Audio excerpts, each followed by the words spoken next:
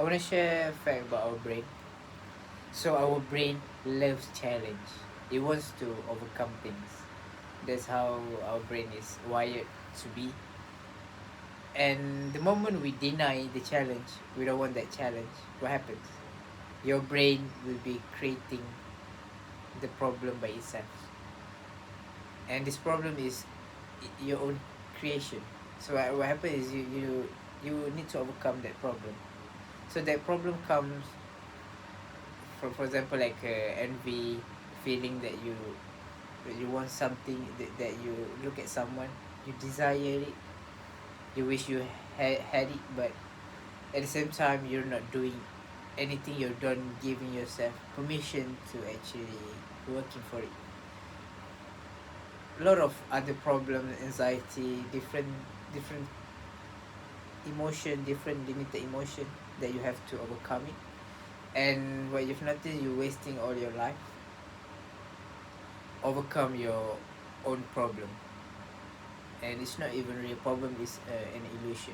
So this what your brain has created, because the brain loves challenge. So that's why instead you doing this, when you create your this problem, you will be in the state of survival.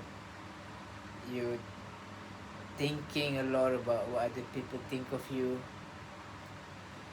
It is like a spotlight effect, where you think people are all are paying attention to you. But if I ask a question, for example, can you recall three embarrassing moments of this person, whoever? You cannot recall that because you're not paying attention. So this is what happened to them also. They're not really paying attention, and all of us, we have this spotlight effect. And if we understand it and look at it, is an intelligent, our thinking is, if we keep doing this, because it's not productive to us, and we limit ourselves, we not do that challenge. So that's also the problem with the spotlight effect. You're not go for that challenge. And why not we switch to the striving mode, where we start to take on the challenge. For example, my small challenge is to speak in a meeting with executive. Before this, I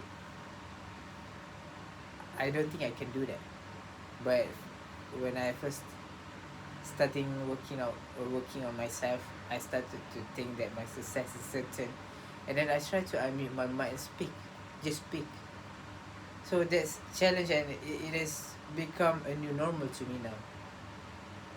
It's become my new baseline, my new default state, which is I'm really grateful of. And that's simply our life is. We need to lean into life. Don't wait on the sidelines. Analyze every single action that you might take, because you are paying attention to what other people think of you.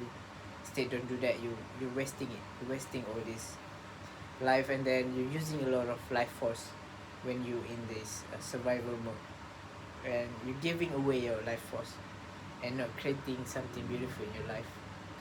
And our brain is, first of all, it perceives something that is familiar as if it's something that's good for you, but that's not actually the case.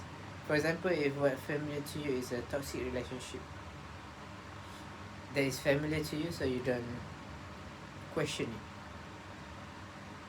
it. And why not we using this to think that things that we want to tackle, to achieve, to go for, it will be uncomfortable first, because simply it is not familiar.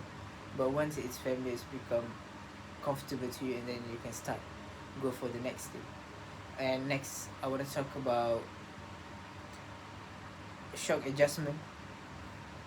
Have you seen someone when they achieve something big, they sabotage themselves, they overspending? For example, they have much more money, they overspending because they don't have that, they're not comfortable with it, they're not used to that amount of money given to them.